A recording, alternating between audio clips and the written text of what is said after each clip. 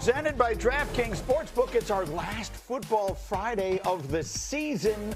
Squad is in effect. Jefferson all week long. Let's do it the right way. Bets. Let's do it the right way. Lord have mercy. Hear me now. Hear me now. Brian Windhorst is up with the basketball trade deadline, which has come and gone, and there are notes. But let's start 48 hours from the Super Bowl. Let's get things started with a fired up Friday. Jeffrey, what are we fired up to see on Sunday night? The key for the Patriots to win is their O-line protecting Drake May.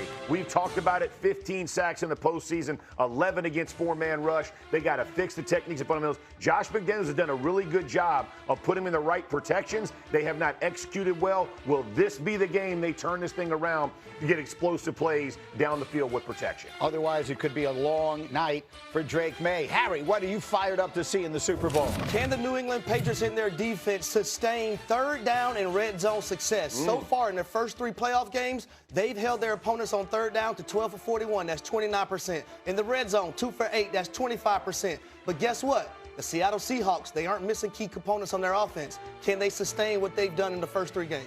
Really good look as we continue all morning long. Bart, what are you fired up to see in the Super Bowl? I'm all fired up about the butterfly effect. Who's going to have a different trajectory? You talk about, maybe Drake May doing only what maybe Brady, Russell, and Roethlisberger did in the second year, winning a championship. But then you're going to have Sam Darnold saying, Lamar, Allen, Baker, hold my beer, Seattle, show me the money. Tear that contract up.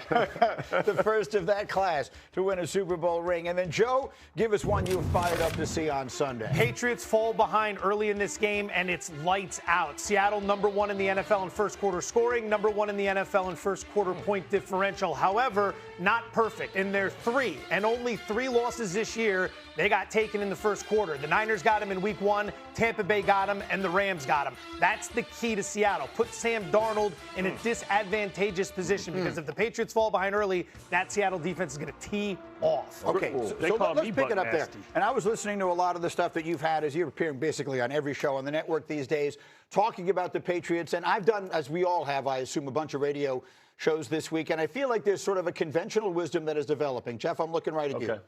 That the New England Patriots, and this is not, they don't make their own schedule. Yeah. But the reality is the way things have broken for them has been extremely advantageous. This is a significant step up in class. The Seahawks are a better team and will win this handily. I'm not saying it. I'm saying I feel like that is a conventional wisdom that I am hearing. What do you think of it? Yeah, I disagree with that. And not the point of there definitely have been advantages because of players being injured or not being there, whatever it was from teams that they played. But at the end of the day, Mike Vrabel, Josh McDaniels, this staff, I think they do a great job with their players, and they make it sticky. Like, we can say all you want. You still got to beat the ones on your schedule. And we can minimize how good teams are. This is the NFL. You ain't out recruiting people, y'all. Like, you got to go play. So give credit where credit is due. They've won the ones they had to. And by the way, the second half of the Denver game in a blizzard, like, so some of these numbers are a little bit skewed to me.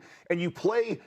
Every game is like a style, and sometimes you got to play a little different style. If you don't need to push? Why risk it when you don't need to? So I think a little bit of this is overblown.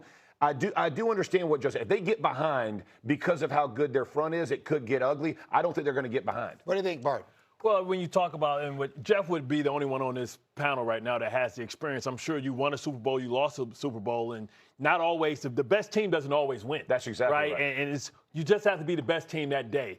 And when feelings and emotions and pressure builds up, it can be crazy. But Seattle has more paths to win than I would say New England. New England's pretty much played a JV type of schedule. But when you play tough opponents and you go through that grit, it prepares you for these type of moments. I'm excited to see, does the coaching experience of Vrabel and McDaniel, outweigh Kupp and Ernest Jones, who has that experience from on the field. Yeah. What do you think, Harry? Well, I love what Bart just said, the coaching experience when you look at New England. Mike Vrabel won 3 Super Bowls as a player. Josh McDaniels, who's the offensive coordinator, he's won 6 Super Bowls with the New England Patriots. Gracious. So if you get down early in the ball game, the most important thing is to not hit that panic button. right? Still run your offense. Don't go in panic mode. Don't feel like you have to get it all back with one play or on one drive. You continue to chip away at the lead if Seattle does go up. And I believe the experience of those two guys on defense, there's a reason why you bring guys over who's had success. Milton Williams won a Super Bowl with the Philadelphia Eagles. Yeah. Carlton Davis won a Super Bowl with the Tampa Bay Buccaneers. I think all those things combined, if they get down, they're not going to falter, and they're going to still keep their composure. All right, so then let me come to you over here, because I've been hearing a lot of the stuff that you have been saying. And the number, yeah, well, Buck Nasty, the world's biggest hater. I thought I was the world's biggest hater. I'm not dumb. I pay attention to what people who know what they're talking about say, and you're the person who knows what they're talking about. And the reality is, the numbers skew in Seattle's favor. You don't want to control the controllables. You don't want to duck the team because they can't control the schedule, but you have to evaluate the schedule if you're going to evaluate how the game is going to play out. 20 games this season. Only 6 came against teams with a winning record. And the quarterback in those games struggled. 8 turnovers, 27 sacks. Orlovsky was talking about this the other day. No quarterback has ever entered the Super Bowl having been sacked this many times in the postseason. 15. Yeah. All right? He's only completing 55% of his passes. Now, you played from in front against the Chargers. You were at home. They had a bad O-line. You played from in front against Houston because C.J. Stroud had one of the worst playoff games in history. And then the game against Denver, Peyton doesn't want to kick the field goal early. And then you take a 1-score game and you prevent it from getting to 2 scores. They've taken advantage of all their opportunities. Yeah. I don't think Seattle gives them those opportunities that the other teams have. All right, so that's just a taste of what we have coming your way on Super Bowl all morning long. Again, it's our full-scale football. That's fraud. That is a fraud. That's fraud. That's a fraud. Guys, that is fraud. What are you talking about?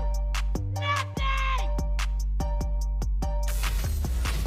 Somebody cooked on the in bump. It is a special Super Bowl edition of America's favorite game, Randy. That is fraud or laud. You already know our contestant. We don't have high T. We don't. We don't have low T. We don't, thankfully. We have Mike T. Thank goodness. By the way, joining us from the West Coast, so it's 4-something in the morning there. Mike T, fantastic to see you. Our first caller, Sam Darnold.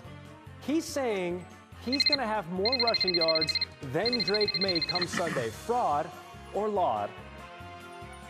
Guys, that is a laud. We're going into this game thinking it's going to be about Drake May running the ball, but that's not going to happen. It's going to be Sam Darnold out rushing him. And let me tell you why.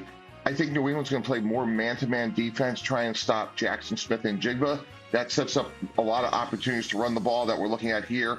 On the other side of the ball, Seattle leads the league in cover 2. They play zone defense. That's the ideal defense to stop an opposing quarterback running. I think they stop Drake May running. Sam Darnold wins this category. All right, let's get to our next caller. It is Tom Brady, and he is saying he doesn't have a dog in this fight. Interesting. May the best team win. Mike T, is that fraud or should we laud? I'm lauding that, Randy. Let me tell you why. Tom Brady is a world-class competitor, and I think deep in his soul, he doesn't need the New England Patriots to win because he doesn't want to do anything to diminish this great legacy that him and Coach Belichick has. So I actually believe him. I'm lauding this, and I don't think he's rooting against New England, but I don't think he'd be upset to see Seattle win on Sunday. Okay. Interesting. Our next caller, Mikey the Seal from the Maritime Aquarium. Let's listen in.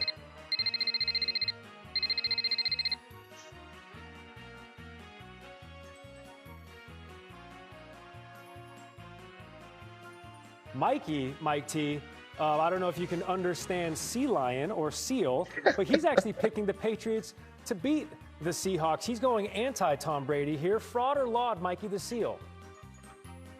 I love Seals, but that's fraud. It's 31-27 Seattle for 2 reasons. Seattle's defense leads the league in fewest points allowed, only allowing 17.3 points per game, and Drake May fumbled the ball 8 times. Ironically, we're looking at Brock Purdy fumbling here. I think that's the difference in the game. Look for Seattle's defense to create 1 or 2 turnovers to make things easier for Sam Darnold, Kenneth Walker. In a close game, I like Seattle winning by 4. All right, it's time to Mikey hate right there. Let's claim your prize. Which door are you picking today, Mike? Let's go. Guys, door number 2. Door number 2. What do we have? For our winner, you've won a field pass to the Bad Bunny. Oh, Benito. Conejo Malo Super Bowl halftime show. Mike T, thank you for playing. There he is. Oh, there he is. He's already ready. Thank you for playing Fraud or Laud. Our director